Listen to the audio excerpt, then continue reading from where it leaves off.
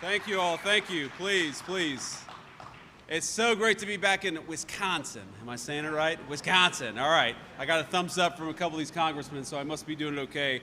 You know, I think Kelly Loeffler, our small business administrator, is one of the unsung heroes of the Trump administration.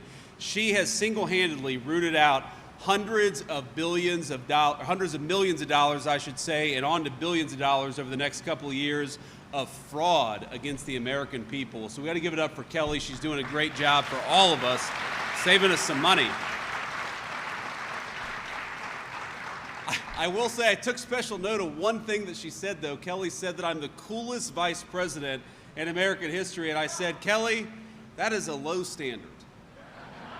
That is a very low bar, but I do think that I clear that bar, but I think that was a low standard she set me to. But let me say a few words of gratitude before we get started today, because I'm so grateful to be back in this great state with all of its amazing people. You all know this, Wisconsin is a state with a proud tradition of building great American products with Wisconsin hands, and that's what we're here to celebrate today in this great facility.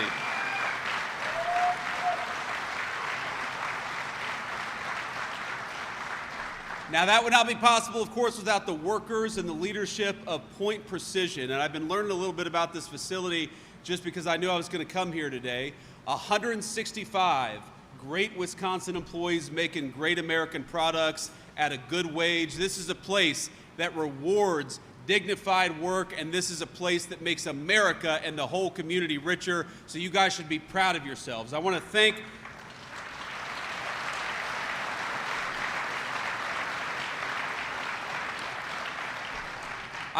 the family, Joe and Cindy, and their beautiful kids, and all. It looks like we got some grandkids here, Joe and Cindy. That's amazing. Life's greatest blessing, of course. So great to have you guys. Great to see you guys. Wait, what is today? Thursday? Should you all be in school right now? I caught you. But this is a good excuse, right? The Vice President of the United States comes to town, so you ought to get a get out of school for the day card.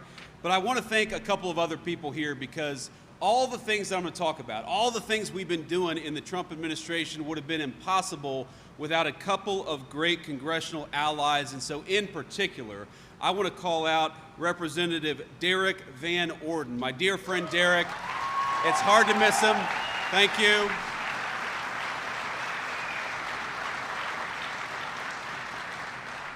I got to tell you, sometimes in Washington, you get to Washington, there are people you can trust, there are people you can't trust. Derek is one of those guys you can trust to always fight for the people who are in this room. He knows exactly where he came from, a proud veteran. And Derek was talking with me backstage. He's like, we got to do a little video together just so we can get it out there for the congressional campaign. And I said, okay, absolutely. What do you need me to say? And he said, well, just say that, we fought alongside each other in Vietnam. I said, Derek, if we were Democrats, we could get away with that, but I don't think that's going to fly.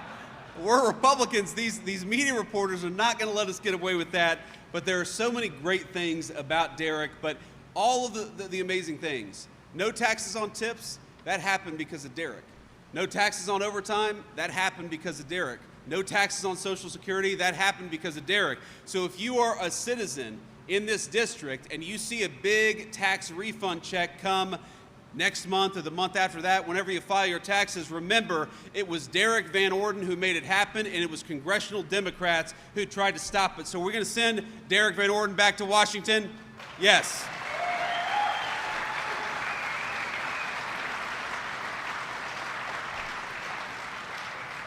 We've also got President Trump's endorsed candidate for governor of Wisconsin, Tom Tiffany. Tom, please stand up and be recognized.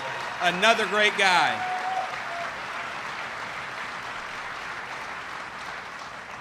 Another guy without whom we could not have accomplished all the great things that we did in Washington, D.C. Now he wants to come back home and serve as governor. Are we going to make Tom Tiffany the next governor of Wisconsin? There we go. And then finally, if I'd had a few people stand up, I want to recognize Representative Grothman. Where's Representative Grothman? Thank you, sir. It's good to see you. Where is Representative Brian Stile? Brian?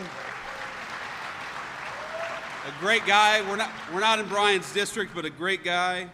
We've got Wisconsin GOP Chairman Brian Schimming. Where's Brian Schimming?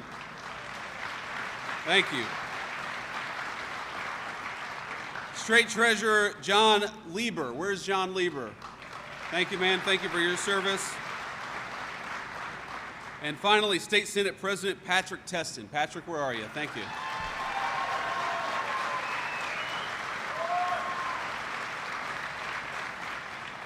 Now, here's what I want to talk about. I want to talk about the stakes coming up in November, because it feels like this election in November is very far away.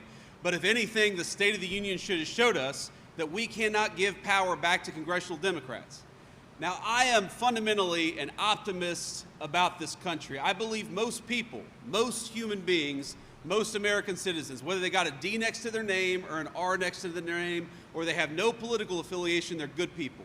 They love our country. They want our country to thrive and prosper. But I got to tell you, after the State of the Union, I'm not so sure that is true of the congressional Democrats that we saw at the State of the Union address. As the President of the United States said very well, you watch their reaction to some of what he was saying, and all I could think was, these people are kind of crazy.